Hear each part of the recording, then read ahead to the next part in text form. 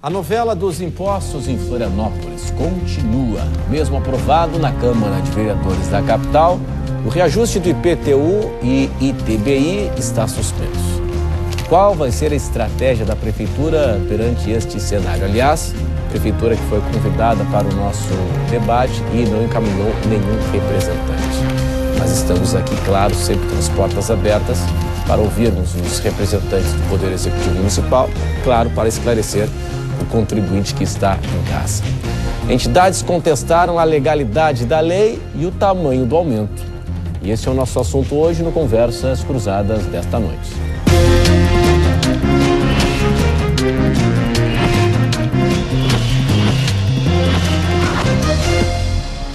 Você pode participar, opinar, mandar perguntas através do e-mail que é o conversas@tvcom.com.br, também pelas nossas redes sociais. Hoje aqui conosco estão Fernando Vilrich, que é o presidente do Sindicato da Habitação, Secov, Florianópolis Tubarão. Aqui conosco ainda o advogado tributarista Diogo Nicolau Pizzica, que foi quem entrou com ação em nome das entidades empresariais. Ainda o vereador Lírio Pérez, vereador aqui em Florianópolis pelo PT, e o programa recebe também o vereador pelo PSOL, vereador Afrânio Bopré. Fizemos convites também a vereadores da base governista e aí ninguém pode comparecer. Conversas cruzadas em nome de Senge, em defesa do profissional da engenharia sempre. Residencial Caminhos de Compostela, seus melhores destinos estão por vir. Empreendimento RDO. Cresci 40 anos, confiança e seriedade com o maior patrimônio. Sebrae, soluções para a sua empresa acontecer. Queres? Virão mais queres? É tempo de comprar. Bom, senhores, obrigado pela atenção, pela presença hoje aqui conosco mais uma vez. Eu queria começar, não pela questão do mérito, mas nesse início do programa, com uma prestação de serviço. Com quem está já pensando em adquirir ou já adquiriu um imóvel, vai vender um imóvel, mas aquele que vai comprar um imóvel em especial. Porque é o seguinte, a liminar obtida na última sexta-feira fez valer o ITBI antigo, por exemplo, né? de 2%. Exatamente. Né? 2%. O plano aprovado, o projeto aprovado, aumenta para 3%. Bom, para quem está em vias de transferir imóvel, não é isso? A melhor indicação é fazer isso quanto antes, não é isso, Fernando? Boa noite. Boa noite aos amigos aqui presentes. Bom esclarecer, já que estamos em uma fase de prestação de serviço, que no projeto de lei, o novo ITBI, a nova alíquota, seria válida para 2015. 2015, verdade. Então, na verdade, a suspensão da aplicação da lei nesse aspecto, nesse momento, não tem nenhum efeito prático, para 2015. Porque seria só para 2015, né? A aplicação do novo ITBI. Bom, mas então, independente disso, né? Fatalmente... Mas teria feito na base de cálculo, né? Sim, sem dúvida. Atualização de valores. Exatamente. Mas então tem algum fundamento? Sim, porque pela nova lei foi atualizada a planta genérica de valores. Sim. E essa alíquota ela é aplicada sobre a nova planta genérica. Então faz sentido isso. Faz sentido porque vai pagar a alíquota de 2%. Mas sobre a nova planta. Sobre a nova planta. Que aí sim entra... O ITBI teve uma duplicidade de aumento. Perfeito. Tanto na alíquota quanto na planta, quanto na base cálculo. Então, nesse caso aí, se fizer a transferência até, do jeito que está hoje, né, com a suspensão, seria benéfico. Seria benéfico, porque seria com relação à planta antiga. Exatamente. Seria a planta antiga de valores. Né? Então, essa é a questão. Não seria de 2% para 3%, mas aí a vantagem da alíquota da planta antiga, não tão valorizado o imóvel como agora. Tá, e com relação ao carnê do IPTU, é aguardar, porque o prazo com pagamento à vista, com desconto, é março? É que a Prefeitura teria que fazer o lançamento até o dia 30 de janeiro. Eu não tenho dúvida que a Prefeitura, que já pelo conhecimento, ela vai acabar respeitando a própria liminar. Claro. E se não modificada, ela vai ter que respeitar a base de cálculo como vinha sendo e também com uma legislação como era anteriormente, ou seja, o IPTU com aquela planta genérica de valores e com a própria formatação e através de uma evolução através dos índices do IPCA. Tá, que deu um pouquinho menos de 6%, né? É 5,76 ou 73%. O desconto à vista é até quando? Desconto março? Desconto à vista era até março. Até março. Então vai dar um bom tempo aí, porque o judiciário deve voltar a discutir essa questão no início de fevereiro, né? Exatamente. É isso, né? Exatamente. Está previsto uma nova sessão do órgão especial para primeira ou segunda semana de fevereiro. Quais foram? Tem que ver se vai dar tempo de ser notificado o prefeito, o presidente da Câmara e todas as informações de praxe. Bom, seguinte, o senhor que defendeu as entidades de classe contrárias ao aumento do IPTU, quais foram os argumentos apresentados? Sempre é interessante que se diga, e isso até em respeito aos meus constituintes, de que sempre defenderam que tivesse uma demanda, uma ação declaratória de inconstitucionalidade.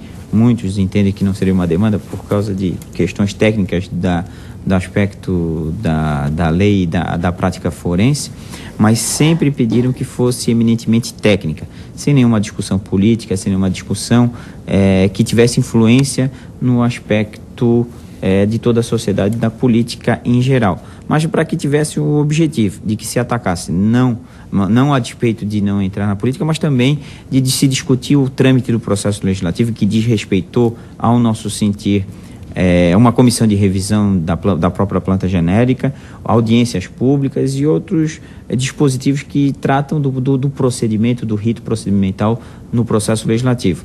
Não só isso, mas também no aspecto material, que se discutisse efetivamente o princípio da capacidade contributiva. Não que a planta genérica não tivesse que ser atualizada, mas se ainda que tivesse sido atualizada, com os critérios, com o conhecimento da sociedade e com a divulgação dos métodos e de critérios, e aí se pede permissão para um parente que o pior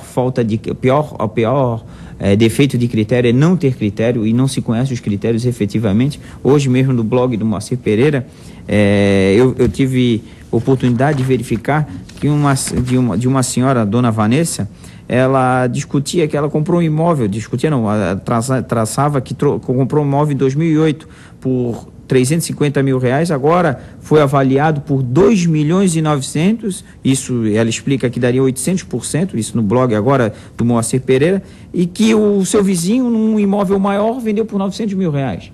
Ou seja, totalmente fora do que pratica o mercado. Mas não só, ainda que tivesse a planta genérica sido elaborada dentro da formalidade, dentro da tecnicidade necessária, mas que respeitasse o princípio da capacidade contributiva. Nós não podemos imaginar que, ainda que a planta genérica tivesse os valores corretos, que esses aumentos pudessem ser repassados 80% diretamente para o contribuinte, sem patamares e sem possibilidade de se adequarem financeiramente, economicamente e administrarem todo o seu orçamento familiar, como também o princípio da vedação do confisco. Vedação do confisco. Da vedação do confisco. Ou seja, quando o tributo ele se torna por demais elevado, ele faz com que o contribuinte ou venda o imóvel, ou no decorrer dos anos, esse próprio tributo se torne tão oneroso que ele passe a deter de parcela do patrimônio, se não todo o patrimônio. Vejam que hoje... Pela inadimplência. E também pela inadimplência. Hoje, um colega de escritório foi numa médica e a médica disse, olha, se continuar o jeito que está, com essa planta genérica, eu não tenho outra dúvida, vou ter que vender meu apartamento de praia porque eu não tenho condições de pagar 2 IPTUs nesse patamar. Aí é um exemplo típico da vedação do confisco. Vereador Afrânio Bopré, se aprovou de forma sodada, rápida demais na Câmara Municipal. Boa noite. Boa noite, Renato. Boa noite aos colegas debatedores, aos telespectadores.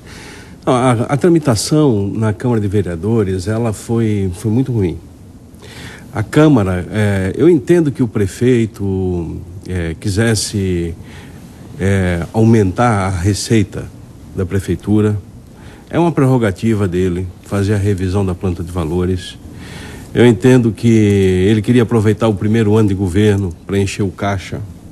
Mas a Câmara de Vereadores deveria cumprir uma outra função. Uma função de retaguarda, de reserva e usar o bom senso, inclusive abrir para a sociedade o conteúdo do projeto. E isso não aconteceu. Eu mesmo fui autor de um requerimento que pedia audiência pública para que a Câmara levasse ao conhecimento da sociedade, das entidades sindicais, empresariais, da cidadania em geral, o que é que estava na proposta. Infelizmente foi rejeitado. Veja, na tramitação, a Comissão de Defesa do Consumidor, que é presidida pelo vereador Tiago Silva, foi completamente alijada da tramitação. Nós não tivemos a oportunidade de fazer uma composição. Eu mesmo, que sou membro da Comissão de Constituição e Justiça da Câmara, pedi vista na matéria e fiz um conjunto de propostas. E economista, né? Dentre delas, inclusive, que se reconhecesse a nova planta de valores e que mesmo havendo controvérsia sobre a valorização e que cada um pudesse rever isso, a prefeitura se dispunha a rever a valorização dos imóveis individualmente, mas que nós precisávamos debater como aplicar, qual é a melhor política da aplicação de uma nova planta geral de valores. E cheguei a propor o parcelamento em 3 vezes, sendo que, por exemplo, as entidades empresariais estavam defendendo em até 10 vezes. Ou seja, era um espaço de composição no início da... Mas a Câmara se fechou. Renato, eu já falei isso lá na tribuna da Câmara, para os meus colegas vereadores, a qual eu os respeito, que todos chegaram lá pelo voto popular, mas a Câmara de Vereadores não pode se confundir como uma repartição pública da Prefeitura. Ela tem que se resguardar enquanto poder autônomo, independente, é um poder municipal. A função nossa, inclusive, é fiscalizar a Prefeitura. É uma fiscalização constitucional do Legislativo e nós devemos honrar essa função. Então, ainda além disso, eu queria só aqui corroborar com o doutor Diogo com relação ao fato de que o aumento ele levou para a estratosfera, é completamente descabido, e aumentos que ultrapassam a 1000%. Eu mesmo fiz os cálculos, né, da planta geral de valores. Mas tem o redutor, né? Sim, na hora de aplicar, eu chamo de uma gambiarra que a Prefeitura fez, porque ela cria um conjunto de distorções, e essas distorções, inclusive, quebram o princípio da isonomia, do meu modo de entender, né, do tratamento equânime dos contribuintes. Mas, voltando então, o que acontece?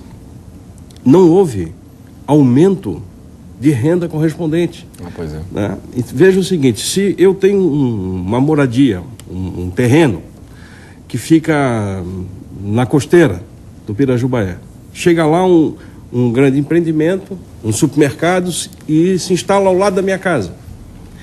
O meu imóvel valorizou 200%, 300%, 400%. A tua renda continua a mesma. Mas eu não tive renda. E você não é especulador imobiliário? Não, eu sou morador ali tradicional. Então não dá para a gente fazer automaticamente, sem conversar, sem discutir, etc. Tudo isso aconteceu porque